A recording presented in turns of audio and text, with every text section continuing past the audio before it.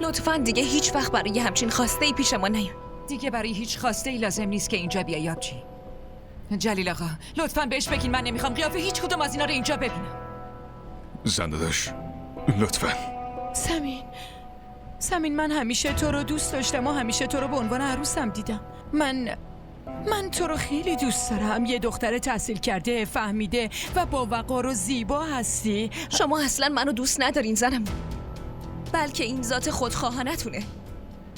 دختری که خوشتون نیومد عروستون شد و اونی رو که میخواستین عروستون کنین از دستتون رفت.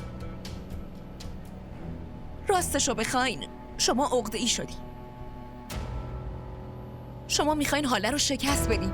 شما دوست دارین دل خودتون رو شاد کنین. صمیم برای شما هیچی نیست. پس لطفاً برین. بفرمایید زنم.